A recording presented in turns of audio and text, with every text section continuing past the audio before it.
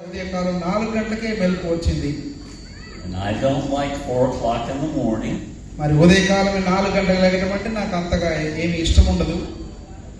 But as I lay in the bed, I said, "Speak, Lord, your servant hears you." సరే మెలకు వచ్చింది, ఆ మంచంపై పడుకొని ఉన్నాను. ప్రభువా మాట్లాడండి, ఆలకిస్తూ ఉన్నాను అని అన్నాను.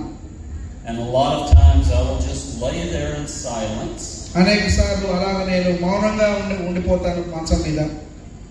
But Sunday morning, God had a surprise for me. కానీ ఈ ఆదివారం ఉదయం మాత్రము దేవుడు నాకు ఒక ఆశ్చర్యమైనటువంటి సంగతిని చూపించాడు.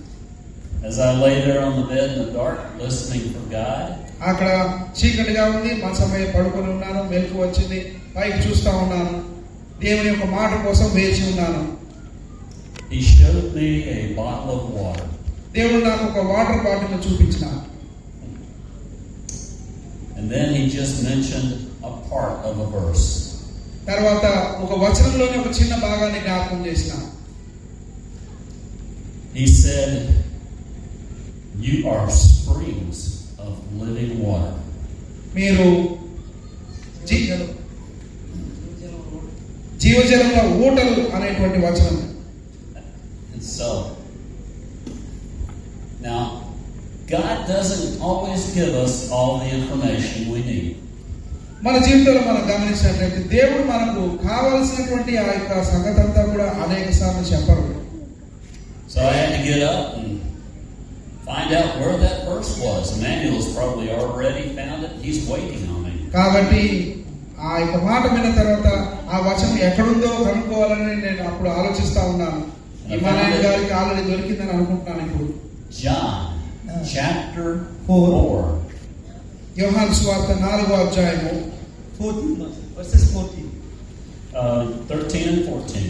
యోహాను సువార్త 4వ అధ్యాయము 13, 14 వచనాలు. అందుకు యేసు, ఈ నీళ్లు త్రాగు ప్రతివాడును మరలా దప్పికొను. నేను ఇచ్చిన నీళ్లు త్రాగువాడు ఎప్పుడూ దప్పికొను. నేను వారికి ఇచ్చిన నీళ్లు నిత్య జీవమునకై వారిలో ఊరేడు నీటి బుగ్గగా ఉండు ఆమెతో చెప్పాను. Amen.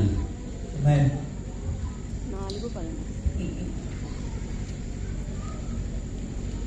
If you drink from what you have, you will thirst again. మరి మన దగ్గర మీ దగ్గర ఉన్నటువంటి నీటిని మీరు తాగినట్లయితే మరలా దాహం వేస్తుంది. But if you drink of the water that I give you, అయితే నేను ఇచ్చి నీళ్లు త్రాగితే కనుక you will never thirst. నీవు మరలా ఎప్పుడు దప్పుకొనవు. But out of you will spring fountains of living water. అయితే నీలో నుండి నిత్య జీవనముకై ఊరేటి నీటి బుగ్గలు బయలుదేరుతాయి. So what does that mean? ఆ వాక్య భాగం యొక్క భావం ఏమిటి? Fountains, springs of living water. నీటి బుగ్గలు నిత్య జీవములకు లేదంటే జీవజలములకు సంబంధించిన నీటి బుగ్గలు అంటే ఏమిటి? And why would he show me an image of a water bottle? దేవుడు నాకు ఆ దినము ఒక వాటర్ బాటిల్ ఎందుకు చూపించినారు?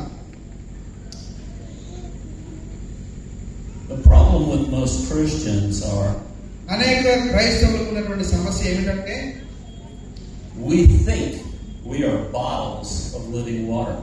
మనం అనుకుంటాము జీవజలము నీటితో నింపబడినటువంటి బాటిల్ వలె ఉన్నామని అనుకుంటాము. We think we are small containers మనం of living అనుకుంటాము water. మనం చిన్న చిన్న గిన్నెలుగా ఉన్నాము. ఆ యొక్క నిత్య జీవం సంబంధించినటువంటి జీవజలపు నీటితో నింపబడినటువంటి చిన్న చిన్న బాటిల్గా ఉన్నాము అనుకుంటాము. And I know Christians who spend their whole life just taking everything the church has to offer them. క్రైస్తవులు వారి జీవితం అంతా కూడా వారి యొక్క సంఘంలో వారికి ఏమైతే దక్కుతుందో ఇవ్వబడుతుందో దాన్ని మాత్రం వారు స్వీకరిస్తూ ఉంటారు. And storing it away in their bottle. దాన్ని అంతా కూడా వారు ఒక బాటిల్లో భద్రపరుస్తూ ఉంటుంటారు. Going to save it for later. తర్వాత కోసం దాచిపెట్టుకుంటూ ఉంటారు. వారు విన్నటువంటి సంగతులు, వారు పొందుకున్నటువంటిది అంతా కూడా. See, before this evening's over, I will need a drink from this bottle. మరి ఈ సాయంత్రం చూసినట్లయితే ఈ యొక్క వాటర్ బాటిల్ నుండి తాగడానికి నాకు నీళ్ళు అవసరము. Many of you have water bottles with you, and you're going to want to drink from it before the end of this evening. ఇక్కడ కూర్చున్నటువంటి వాళ్ళు అనేక యొక్క వాటర్ బాటిల్ ఉన్నాయి. ఈ కూటమి అయిపోయేలోపు మీలో చాలా మందికి దాహం కూడా వేస్తుంది. that God did not create us to be storage containers for Him. అయితే దేవుడు మనల్ని దాచివేయడం ఉపయోగపడేటువంటి వాటర్ బాటిల్ లాగా తయారు చేయలేదు. He's calling us to be springs of living water. జీవ జలానికి సంబంధించినటువంటి నీటి బుగ్గల వలె మనం ఉండడానికి దేవుడు మనల్ని తయారు చేస్తాడు. Many years ago, I got to take a mission trip to Peru. అనేక సంవత్సరాల క్రితం పెరు అనేటువంటి దేశానికి మిషన్ ట్రిప్ గా మేము వెళ్ళినాము. We went to a small village up in the mountains. కొండల్లో ఉన్నటువంటి ఒక చిన్న గ్రామానికి వెళ్ళినాము. And the Andes Mountains are huge. ఆండీ అనేటువంటి పేరు కలిగినటువంటి ఆ యొక్క పర్వతాలు చాలా ఎత్తుగా ఉంటాయి. They're not as big as the Himalayas. మరి హిమాలయాలు అంత పెద్దవేమీ కాదు కానీ These mountains are big. చాలా పెద్ద పర్వతాలు. We spent a week in this small village. ఆ యొక్క చిన్న గ్రామంలో ఒక వారం గడిపినాం మేము. And one day we got to go visit another village down in the valley.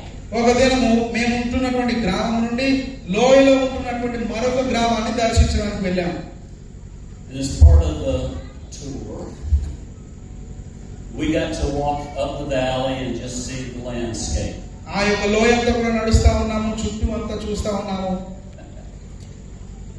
And I saw a spring like I have never seen a spring before in my life. అంతకుముందు నా జీవితంలో ఎన్నడూ చూడనటువంటి ఒక నీటి బుగ్గను నేను అక్కడ చూసినాను. There was water just gushing up out of the ground. ఆ నీటి బుగ్గ దగ్గర నేను గమనించింది ఏంటంటే భూమిలో నుండి నీరు పైకి చాలా వేగంగా ఉబికి వస్తూ ఉన్నది. Now all around us are snow-capped mountains and glaciers. అక్కడ చుట్టూ చూసినట్లయితే ఆ పర్వతాల పైన అంతా కూడా మంచు ఉన్నది. There's a lot of water in the ground there. అక్కడ భూమిలో ఎంతో నీరు ఉంటుంది. And I saw one place where it was coming up out of the ground. అయితే నేను చూసినటువంటి ఆ యొక్క స్థలంలో భూమిలో నుండి నీళ్లు అలా పైకి చాలా వేగంగా ఉబికి వస్తా ఉన్నాయి. I have never seen such a powerful spring of water. ఆ నీరు అంత వేగంగా భూమిలో నుండి బయటికి రావడం, అటువంటి నీటి బుగ్గను నేను ఎప్పుడు చూడలేదు. It literally created a fountain as it came out of the ground. అక్కడ చూసేటైతే కింద నుండి పైకి ఒక ఫౌంటైన్ వలె చాలా వేగంగా నీళ్లు పైకి ఎగసిలుతూ ఉన్నాయి. The water would push up and it would make a mound. ఆ నీరు ఎంత వేగంగా వస్తా ఉన్నాయంటే అంత ఎత్తులో ఒక చిన్న కొండలాగా తయారైనటువంటి పరిస్థితి ఏర్పడతా ఉంది. And then it starts flowing away. అక్కడ నుండి ఆ నీళ్ళంతా కూడా ప్రవహిస్తూ ఉన్నాయి. And it created a pool of water around it. దాని చుట్టూ అక్కడ నీరు కొలంలాగా తయారైపోయింది. It was maybe 15-20 feet in diameter. 15-20 అడుగులు చుట్టూ కొలత ఉన్నటువంటి ఆ యొక్క చిన్న కొలను. And all of this water starts running downhill. ఈ నీరంతా కూడా లోయలోనే ప్రవహిస్తా ఉన్నాయి.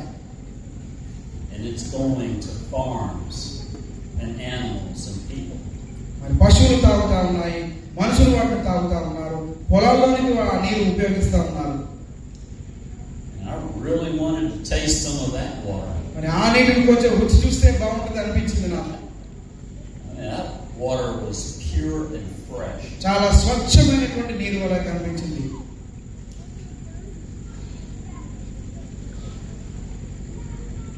I would rather drink some water coming up out of that spring than what is inside of this bottle.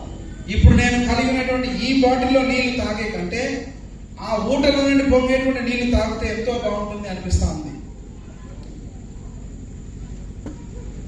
You see, we're not supposed to be like bottles of water.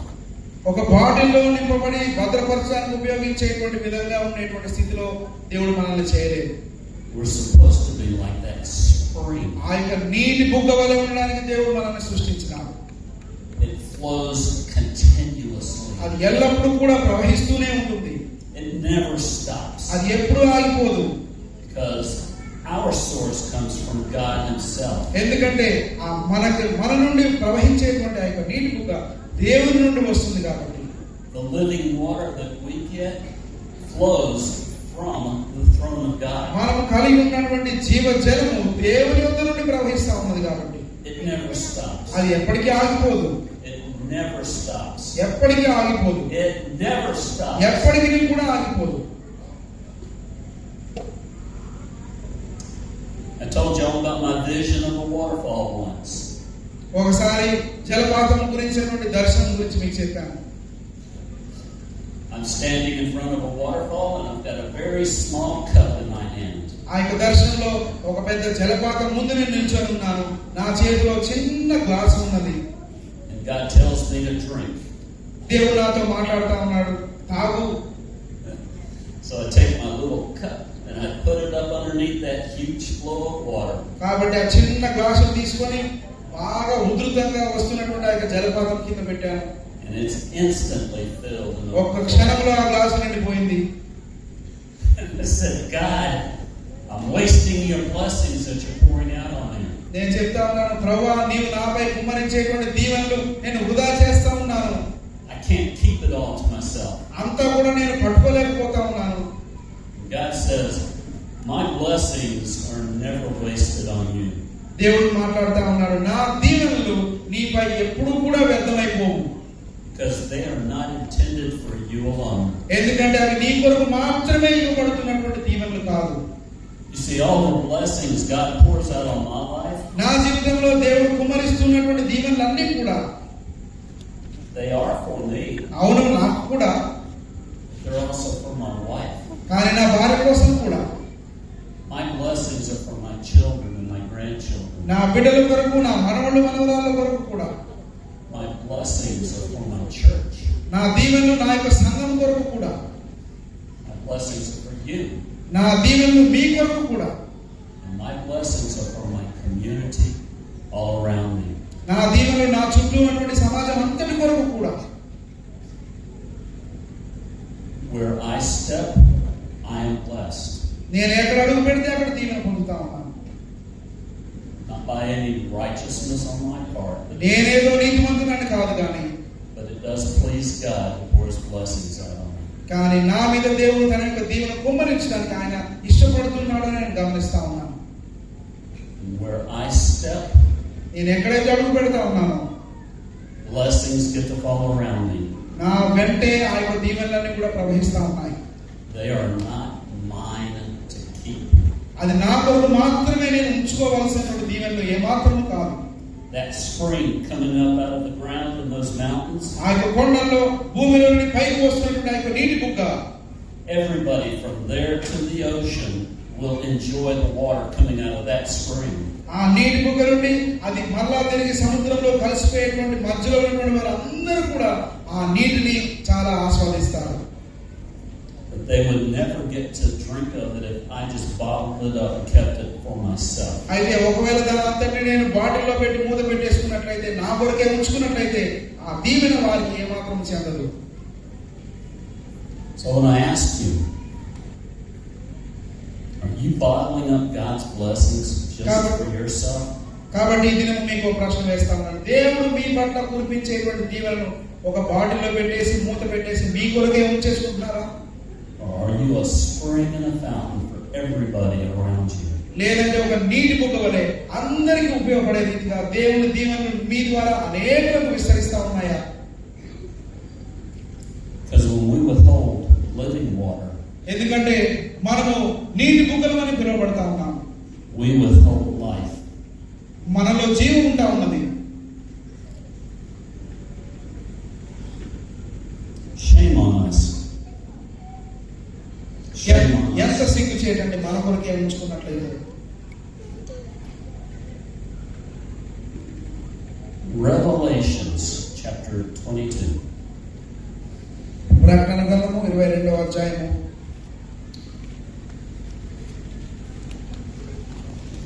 We want to read verse 1 and 2. ప్రకటన గ్రంథము 22వ అధ్యాయము మొదటి 2 వచనాలు చదువుతున్నాను చూడండి. మరియు స్ఫటికము వలె మెరయునట్టి జీవజలముల నది దేవుని యొక్కయు గొర్రెపిల్ల యొక్కయు సింహాసనం మధ్య నుండి ఆ పట్టణపు రాజవీధి మధ్యను ప్రవహించుట ఆ దూత నాకు చూపెను. ఆ నది యొక్క ఈవలను ఆవలను జీవవృక్షముండెను.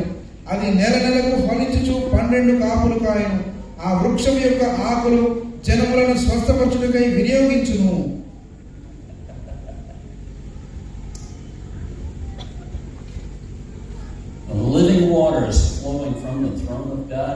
creates a river. దేవుని యొక్క సింహాసనం యొక్క నుండి ప్రవహిస్తున్నటువంటి జీవజలము అది ఒక నది వలె కనబడతా ఉన్నది. And the tree of life is on its shores. జీవవృక్షము దాని యొక్క ఒడ్డున ఉన్నది. And it bears fruit for every season of the year. సంవత్సరంలో ప్రతి నెల అది కాపు కాస్తుంది. And its leaves are used for healing. దాని యొక్క ఆకులు మరి స్వస్థపడటానికి ఉపయోగించబడతాయి.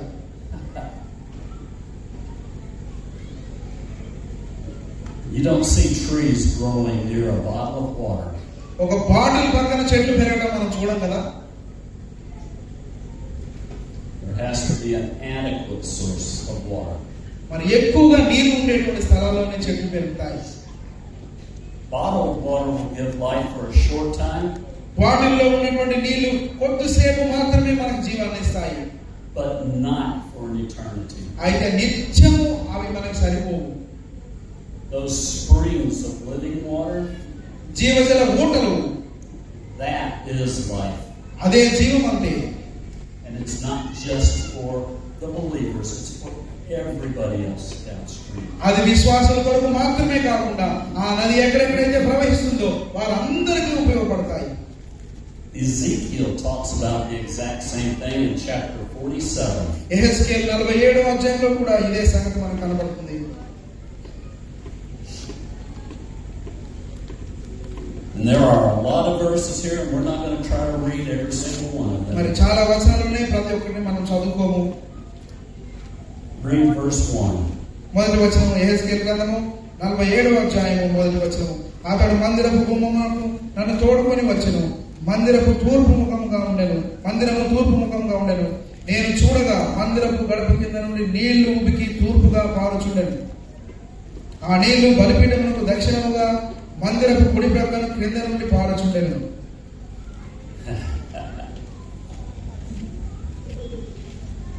That water, that living water is flowing out from underneath the throne. ఆ జీవజలము ఆ యొక్క సింహాసనం కింద నుండి ప్రవహిస్తా ఉన్నాయి, బలిపీఠం కింద నుండి. It flows out of the temple. మందిరంలో నుండి బయటికి ప్రవహిస్తా ఉన్నవి. So, over the next few verses, he keeps measuring the water the farther it gets from the temple. తర్వాత వచనం మనం చూసినట్లయితే ఇక్కడ మందిరముకు దూరంగా వెళ్తున్న కొద్దీ ఆ యొక్క లోతును గమనిస్తా ఉన్నాడు. At first, it's just ankle deep. మొట్టమొదట కేవలం కాళ్ళ వరకే, పాదముల మట్టుకే ఉన్నటువంటి లోతు. But then it gets deeper. ఆ తర్వాత ఇంకా లోతు వెళ్తా ఉన్నది. And finally, చివరిగా it's a river అది ఒక నది వలె కనబడతా ఉన్నది. that cannot be crossed. అది దాటలేనంత నదిగా ఉన్నది. It has to be swum. ఖచ్చితంగా ఈత కొడితేనే దాటగలము.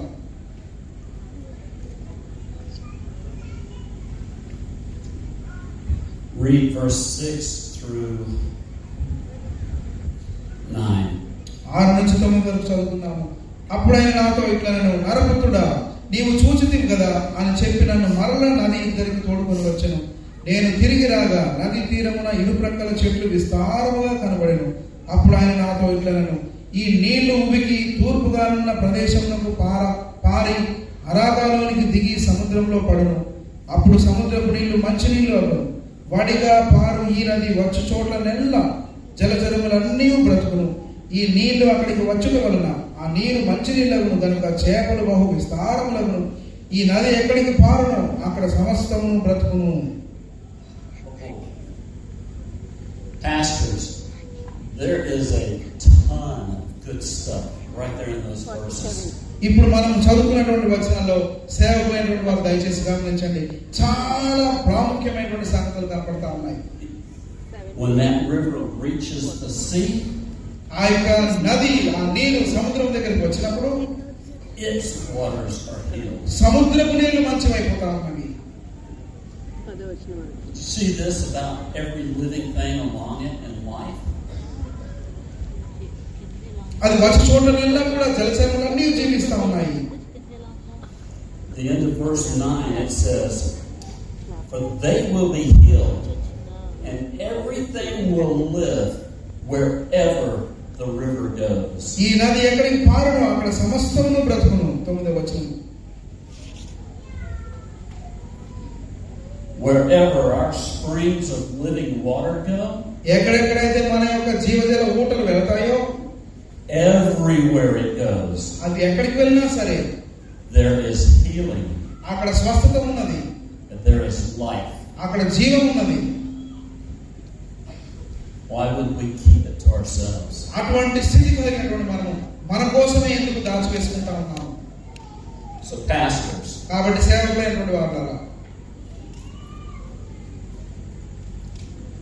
is there a river of water of life flowing out of your church? మరి మీ సంఘం నుండి ఒక జీవ జలపు నది ప్రవహిస్తా ఉన్నదా?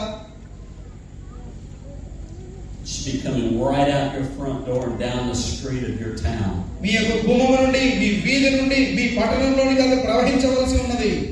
As that river of life goes through town, everything that it touches ఆ జీవజలపు నది మీ గ్రామంలో ప్రవహిస్తా ఉన్నప్పుడు అది ఏ చోటుకు వెళ్తే అక్కడ will be healed and live. అక్కడ స్వస్థత కలగవలసి ఉన్నది, జీవం రావాల్సి ఉన్నది. Or are we damming it up and keeping it all to ourselves? లేదంటే ఆ యొక్క నీటి ప్రవాహాన్ని ఆపివేసి మన కొరకు మాత్రమే ఉంచి వేసుకుంటా ఉన్నామా? You see, our blessings are not just for us. మనపై దేవుడు కుమ్మరిస్తున్నటువంటి దీవెనలు అవి కేవలం మన కొరకు మాత్రమే కాదండి. Your blessings are not just for your family. నీ దీవెనలు కేవలం నీ కుటుంబం కొరకు మాత్రమే కాదు. Your blessings are not just for your church. నీ దీవెనలు కేవలం నీ సంఘం కొరకు మాత్రమే కాదు. Your community around you should be reaping from your blessings also. నీ చుట్టూ ఉన్నటువంటి సమాజం కూడా నీ దీవెనలో పాలు పొందవలసి ఉన్నది. Maybe they don't believe. ఒకవేళ వారు దేవుని నమ్మరేమో, Maybe they worship another God. లేదంటే వారు వేరే ఒక దేవుడిని మొక్కుతారేమో. But how will they know the living God if they never get to taste? ఒకవేళ అలా ఉన్నా సరే నిజమైనటువంటి దేవుని యొక్క దీవెన రుచి చూడకుండా వారు నిజమైనటువంటి దేవుని ఎలా తెలుసుకుంటారు? How will they know the living God if they never get to see what He can do? జీవం కలిగినటువంటి దేవుడు ఏమి చేస్తామన్నాడో వారు గమనించకుండా ఆయన ఎలా తెలుసుకోగలరు? And how will they ever believe if they never hear? వారు వినటువంటి మాట వారు ఎలాగ నమ్మగలరు? And I know that is hard. అది చాలా కష్టమైనటువంటి పని నాకు తెలుసును. And I know in your culture it's especially hard. మరి ప్రత్యేకంగా ఈ సంస్కృతిలో అది మరింత కఠినమని కూడా నాకు తెలుసును.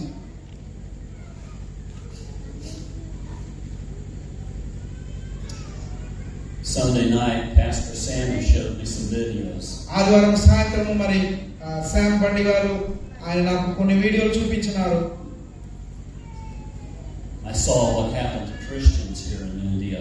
మన చుట్టూ ఉన్న ప్రాంతంలో భారతదేశంలో క్రైస్తవులు ఎదుర్కొంటున్నటువంటి సందర్భాలు నేను చూసినాను. I don't know what to say. దానికి ఎలా స్పందించాలో నాకు తెలియదు. It is painful and humiliating to watch. అలా చూడడం కూడా చాలా ఎంతో బాధనిస్తా ఉంది, ఎంతో సిగ్గుచేటుగా ఉన్నది. It troubles my spirit. అది నా ఆత్మను ఎంతో కలవరపెడతా ఉన్నది. It makes me wonder, what would I do? ఒకవేళ నేనే కనుక ఆ స్థానంలో ఉంటే ఏం చేస్తాను అనేటువంటి ఆలోచన నాలో ఉంటా ఉన్నది. I would like to pretend I'm very spiritual and I would just turn the other cheek. నేను చాలా ఆత్మీయుడిని, నాకు ఎంతో భక్తి ఉంది, ఒక చెంప కొడితే ఇంకో చెంప తిప్పుతాను అనేటువంటి భావన నాకైతే లేదు. But the honest truth is, I'm not sure I could or would. కానీ నిజంగా చెప్పాలంటే అలాగా చేయలేనేమో. See, God actually grew me into a pretty big man. He grew me up big. దేవుడు నన్ను చాలా పెద్ద సైజు ఉన్నటువంటి వ్యక్తిగా తయారు చేసినాడు. I've never had to fight anybody in my life. నా జీవితంలో ఎవరితో కూడా పోట్లాట పెట్టుకోవాల్సిన అవసరం రాలేదు. I just have to be quiet and look menacing to them. మరి కేవలం నోరు మూసుకొని మౌనంగా ఉండి కొంచెం భయపడుతూ ఉన్నట్టుగా కనపడితే చాలు.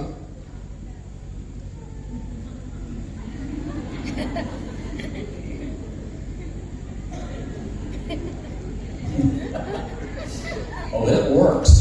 అలాగే నేను అలా ఉంటే అది బాగా పనిచేస్తుంది. They think, oh my gosh, this guy might be dangerous. వారు అనుకుంటారు అబ్బో చాలా ప్రమాదకరమైనటువంటి వ్యక్తి అని భయపడతారు. Leave him alone. ఆయన జోలు మనం ఎందుకు వెళ్తాం అనుకుంటారు. I'm not going to be able to do that all my life. మరి నా జీవితం అంతా కూడా అలాగే నేను ప్రవర్తించలేను కదా. In case you haven't noticed yet, I'm a lot smaller than I was a couple of years ఇంకా మీరు ago. గమనించినట్లయితే 2 సంవత్సరాల క్రితం ఉన్న దానికన్నా చాలా చిక్కిపోయాను ఇప్పుడు నేను. And by the time I finish this journey, I will be smaller.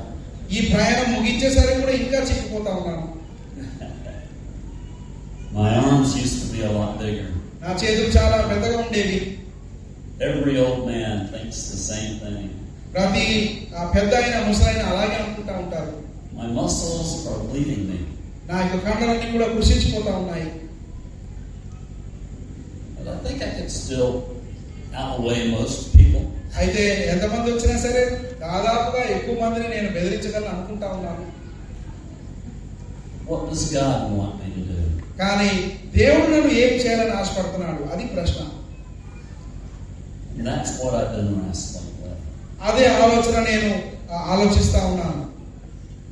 See, I could go out and I could fight for my rights. మరి నేను బయటికి వెళ్ళి నా హక్కుల కోసం నేను పోరాడవచ్చును. I can argue for my rights. నా యొక్క హక్కుల కొరకు నేను వాదనలు పెట్టుకోవచ్చును. I could defend myself. ఎవరన్నా మీదకి వస్తే నన్ను నేను కాపాడుకోగలను. But my example was Jesus Christ. అయితే నాకు ఉదాహరణ అయినటువంటి ప్రభు మాత్రమే. And like a lamb that was silent, మౌని అయిపోయినటువంటి గొర్రె పిల్ల వలె he didn't open his mouth. ఆయన నోరు తెరవలేదు. He didn't fight back. ఆయన తిరిగి పోరాడలేదు. I pray I can follow his example. ఆయన యొక్క ఉదాహరణ నేను కూడా వెంబడించగలను అనేటువంటి ప్రార్థన చేసుకుంటా ఉన్నాను. So one time I'm praying, ఒకసారి ప్రార్థన చేస్తా ఉన్నాను. and God asked me a question. దేవుడు నన్ను ఒక ప్రశ్న అడిగినాడు. Michael, would you die for me? Michael, నీవు నా కొరకు చనిపోగలవా? Like Peter, I very quickly had an answer on my lips, మరి పేతురు వలె నేను కూడా నా పెదవుల మీదే జవాబు ఉన్నది. but I stopped myself. అయితే ఆ మాట మాట్లాడకుండా నేను కొంచెం ఆగి, Because just like Peter, I wanted to immediately say, yes, Lord, I would die for you. పేతురు వలె నేను కూడా వెంటనే అవును ప్రభువా నీ కోసం చనిపోవడానికి సిద్ధమే అని అనాలని అనుకున్నాను. But I thought about it for a while. అయితే దాని గురించి కొంచెంసేపు ఆలోచన చేశాను. The truth is, every single one of us will die at some point. సత్యం ఏమిటంటే ఇక్కడ కూర్చున్న ప్రతి ఒక్కరు కూడా ఏదో ఒక సమయంలో మనం మరణిస్తాము. So by delaying death, we do not avoid death. మరి మరణాన్ని ఆలస్యం చేసినందువల్ల మనమేమి మరణాన్ని తప్పించుకోము. I weighed that in my mind. ఆ ఆలోచన నేను ఆలోచిస్తా ఉన్నాను నా మనసులో. Then I got to think, wow, what if the last thing that I say and do in this world is deny Him? ఇంకొక ఆలోచన కూడా వచ్చింది నా మనసులో. మరి భూమి మీద బ్రతుకున్నటువంటి ఆఖరి క్షణము దేవుణ్ణి తృణీకరిస్తూ ఉన్నట్లయితే ఎలా ఉంటది? And then they kill me anyway. ఆ తర్వాత ఎలా నన్ను చంపేస్తారు కదా. Peter was ashamed when Jesus looked at him. మరి పేతురు ప్రభువారు పేతురు వైపు తీక్షణంగా చూసినప్పుడు ఎంతో సిగ్గుపడ్డాడు. Right after the cock crowed the third time, it said Jesus looked across the courtyard at Peter. కోడి 3 సార్లు కూసిన వెంటనే ప్రభువారు పేతురుని చూసినారు. Peter was ashamed of himself. పేతురు తాను చేసినటువంటి దాన్ని బట్టి ఎంతో సిగ్గుపడ్డాడు. And I did not want to stand in front of my Savior with the same shame. మరి నా యొక్క రక్షకుని ముందు నేను కూడా నిల్చొని అదే విధమైనటువంటి సిగ్గుతో తలదించుకోవాలని నేను అనుకోలేదు. So after I thought about it for a while, I said, yes, Lord, I could die for you. కాబట్టి దేవుడు అడిగినటువంటి ప్రశ్నకు కొంతసేపు నేను ఇవన్నీ ఆలోచించుకున్న తర్వాత చెప్పాను, అవును ప్రభువా నేను నీ కొరకు చనిపోగలను అని. And God said, good. దేవుడు అన్నారు చాలా మంచిది. Now live for me. ఇప్పుడు నీవు నా కొరకు జీవించు. You understand that to die for him, that's only one decision, one time. మీకు ఒక సంగతి మీరు గమనించాలి. దేవుని కొరకు చనిపోవడం అనేటువంటిది క్షణకాలం ఉండేటువంటి ఒకే ఒక నిర్ణయం. But to live for him అయితే ఆయన కొరకు జీవించుట అనేటువంటిది is decision after decision after decision after decision to infinity. నిత్యత్వంలోనికి కూడా మనం నిర్ణయం వెనకాల నిర్ణయం తీసుకోవాల్సి వస్తుంది. It is easier to die for him than it is to live for him. దేవుని కొరకు బ్రతుకుట కంటే దేవుని కొరకు చనిపోవడం చాలా సులువు. Because we literally have to die to ourselves every single day as we do that. ఎందుకంటే దేవుని కొరకు జీవించడం అంటే అనుదినము ఆయన కొరకు చనిపోతూనే ఉండాలి. And that is what Jesus called us to do. అదే ప్రభు మనల్ని చేయడానికి పిలిచినారు. So, part of that decision is to let the blessings in my life flow to everybody around me. కాబట్టి ఆ యొక్క నిర్ణయం వెనకాల ఉన్నటువంటి సంగతి చూస్తే నా మీద కుమ్మరించబడుతున్నటువంటి దీవెన నా చుట్టూ ఉన్నటువంటి వారికి కూడా ప్రవహించే రీతిగా నేను ఉండటము.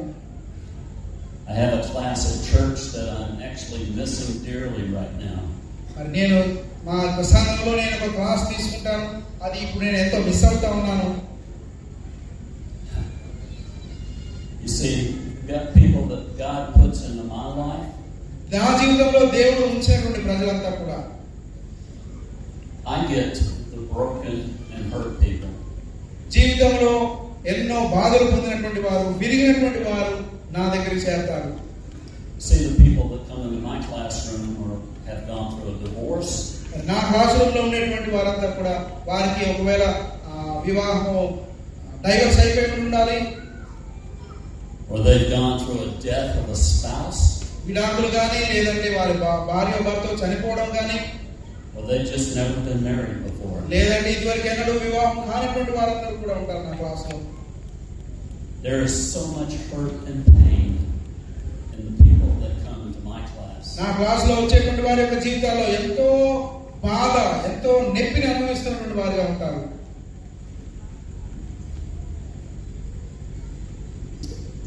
And ministering to them, it hurts a lot of times. వారికి పరిచయం చేయడం కూడా ఎంతో బాధాకరంగా ఉంటుంది. Because I feel the things that they're hurting from. ఎందుకంటే వారు ఏ ఏ సందర్భాలను బట్టి బాధ పొందుతా ఉన్నారో అది నేను కూడా అర్థం చేసుకుంటూ ఉంటాను. But I am the spring of living water. కానీ నేనైతే జీవజలపు నీటి బుగ్గను కాబట్టి Everywhere that living water goes, ఈ జీవజల నది ఎక్కడికెక్కడికైతే ప్రవహిస్తుందో there is healing.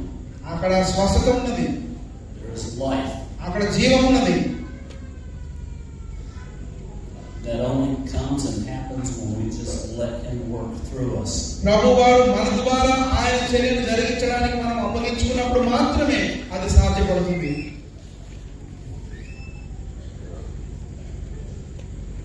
So what are you going to go home and do? కాబట్టి మీరు ఇంటికి వెళ్ళిన తర్వాత ఏం చేస్తారు? Will you continue to keep it all to yourself? దేవుడు మీ పట్ల కుమ్మరించిన దీవెనల్ని మీ కొరకే ఉంచి వేసుకుంటారా? Or will you just let it flow wherever He wills for it to? లేదంటే దేవుడు ఎక్కడ ఉద్దేశిస్తా ఉన్నారో ఆ చోట్లెల్లా కూడా ప్రవహించినట్లుగా మీరు అనుమతిస్తారా?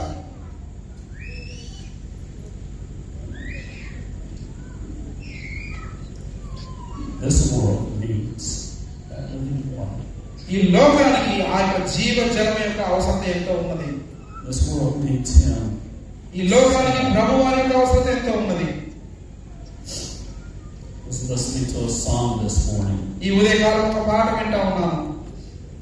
Singer was singing, "Come, Lord Jesus, come." ఆ యొక్క పాటలో ఒక మాట ఉన్నది, ప్రభువా త్వరగా రండి. He's praying for the rapture to happen. ఆ యొక్క పాటలో మరి రెండవ రాకడ త్వరగా జరుగునట్టుగా ప్రార్థన పూర్వకంగా ఉన్నది ఆ పాట. And I know a lot of my friends, they're all the time talking about, "Oh, I just wish the rapture would hurry up and happen." నా స్నేహితులు ఎంతో మంది అంటూ ఉంటారు, రాకడ త్వరగా వస్తే ఎంత బాగుంటుందో అని. And I say, no, not yet. నేను అంటాను, కాదు అప్పుడే కాదు. There's too much work to be done. ఇంకా జరిగించవలసిన పని ఎంతో మిగిలిపోయి ఉన్నది. There are too many lost souls out there. ఎంతో నశించిపోతున్న ఆత్మలు ఉన్నారు బయట.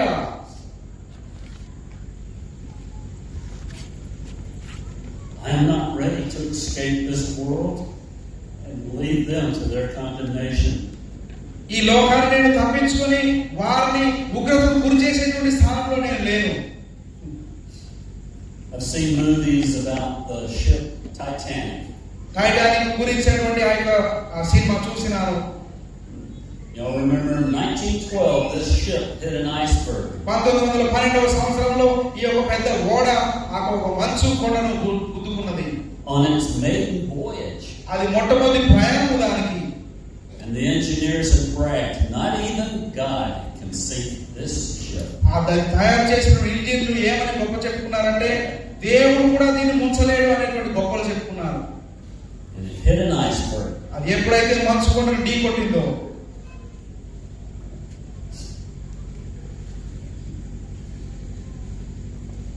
and I've seen the pictures and I've seen the movies about people getting in the lifeboats to escape and live. అప్పుడు తీయబడినటువంటి ఫోటోలు కానీ దాని గురించిన సినిమా కానీ నేను చూసినప్పుడు ఎలాగైతే ఓడ కూలిపోతా ఉన్నప్పుడు ఆ మనుషులైనటువంటి వారు చిన్న చిన్న పడవల్లోకి వెళ్ళి తప్పించుకోవడానికి ప్రయత్నం చేస్తా ఉన్నారు. And many escaped and lived. అనేకులు కూడా తప్పించుకొని తర్వాత చాలా కాలం బ్రతికారు. But many more died. కానీ తప్పించుకున్న వారి కంటే ఎంతో ఎక్కువ మంది ఆ సముద్రంలో మునిగి చనిపోయినారు. Because there weren't enough lifeboats. ఎందుకంటే ఆ యొక్క చిన్న చిన్న పడవలు అందరికీ సరిపడా లేవు కాబట్టి తప్పించుకోలేక మునిగిపోయి చనిపోయినారు. When we pray for the rapture to hurry up and happen, మరి ఎప్పుడైతే మనం ప్రభువాని రాకడ త్వరగా రావాలని ప్రార్థన చేస్తూ ఉంటామో we are pushing the world out of the way to hurry up and get in our lifeboats.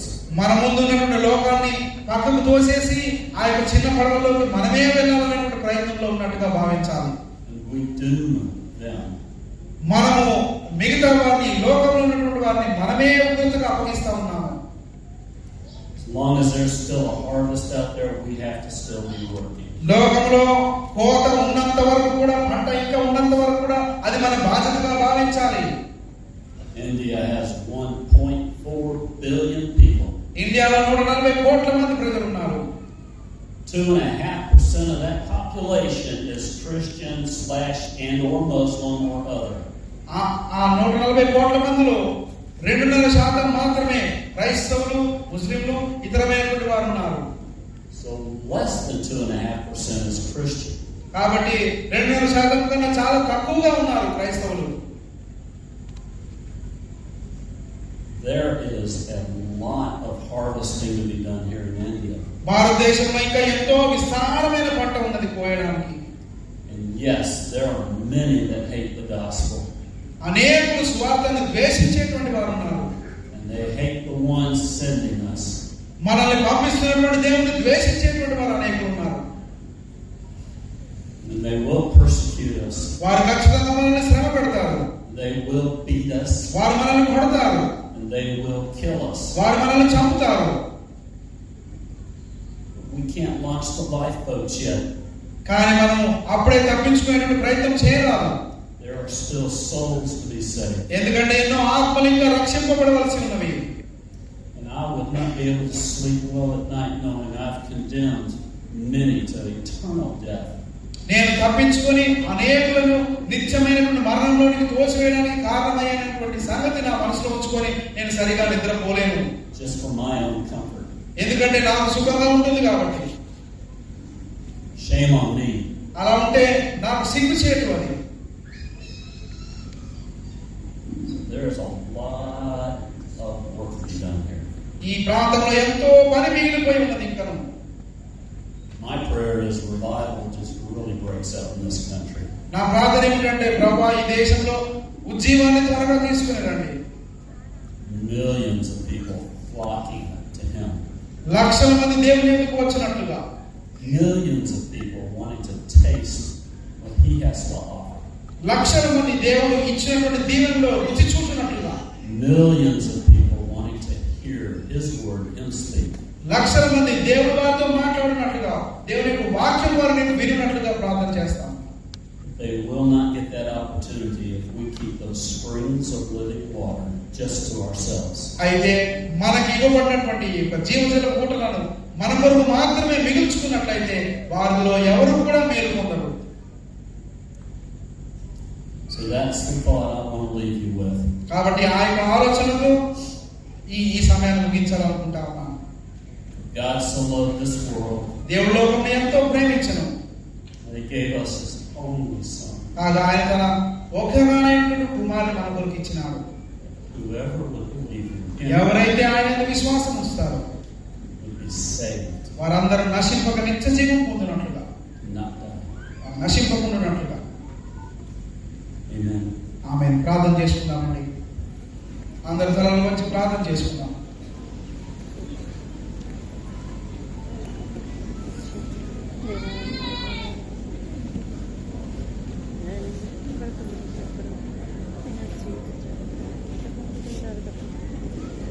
కానీ మీరు ఇచ్చే నీళ్ళు కాబట్టి మరి ఎన్నడూ తెచ్చుకోలేదు కదా. కాబట్టి మీరు నా జీవించడానికి దయచేసి పాపం కొరకైనటువంటి ఆత్మ డబ్బులు విడిపించి నీటి కొరకైనటువంటి ఆత్మ డబ్బులు మాకు దయచేయండి. దేవాదిగా నీటి కొరకు సహాయం చేయండి. ప్రార్థన చేసుకుందాం. ప్రభువా, నన్ను ఒక జీవజల ఊటంగా చేయండి ప్రభువా. నాయన, నా మట్టుకే నేను తృప్తిపడక నా ఇరుగు పొరుగు వారికి, నా కుటుంబానికి, నా గ్రామానికి, నా ప్రాంతానికి, మీ సహవాసానికి నాకు ఇచ్చిన దేవా ప్రతి చోట ఈ నది పాలు చోట్ల నెలల జలచరములన్నీ బ్రతుకును దేవా. నెల నెల కాపుకాయను దేవా. నన్ను సిద్ధం చేయండి ప్రభువా. నా ఆత్మీయంగా ఉజ్జీవింప చేయండి. నాలో ఊరిని నీటి ముక్కగా చేయండి. నిత్య జీవముకై నీలో ఊరిని నీటి ముక్కగా చేస్తానని చెప్పారు కదా దేవా. మనం కూడా చేయండి ప్రభువా. ఒకసారి చిన్న ప్రార్థన చేసుకుందాం. దేవుని సందర్భంగా మన హృదయాన్ని కృంగరించుకుందాం. దేవా, నన్ను ఒక ఊటగా చేయండి ప్రభువా. నేనున్న ప్రాంతానికి అనేకులకు ఆశీర్వాదంగా ఉండాలి ప్రభువా. అనేకులు నశించిపోతున్నారు యేసయ్య. నన్ను సిద్ధం చేయండి ప్రభువా. ప్రార్థన చేసుకుందాం.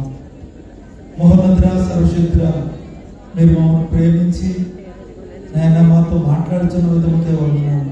మమ్మల్ని అందరినీ దేవా జీవజల నదులుగా ప్రభావ ప్రవాహముగా మమ్మల్ని చేయండి. మేము ఎక్కడికి వెళితే అక్కడ ఆశీర్వాదముగా అందరికి దీవెనకరంగా ఉండడానికి సహాయం చేయండి. మమ్మల్ని పరిశుద్ధపరచండి. మీ రక్తంలో కడగండి. దేవ, నెల నెల కాపుగా చేయటువంటి వారికి దేవ, అనేకులు నీ కొరకు సంపాదించేవారికి ప్రవాహములే మనుషులను చూడగలిగినట్టు దేవ మీ కృప దయచేయండి. నన్ను అడుగు జనంలో స్వాస్థ్యంగా భూమిని దిగంతంలో సొత్తుగా ఇస్తా అని చెప్పారు కదా ప్రభా. ఆయన ప్రవాహం వల్లే అన్ని జనులు దాని వచ్చేదని చెప్పారు కదా. సహాయం చేసి మహిమ పొందడానికి మీ వాక్కు ముద్ర వేసి ఫలింపచేయండి. యేసుక్రీస్తు పరిణామం వేడుకుంటున్నాం తప్ప. దయచేసి కూర్చోనండి. మన మధ్యలో సిస్టర్ వేస్తే పాట పాడి ప్రభు మహిమ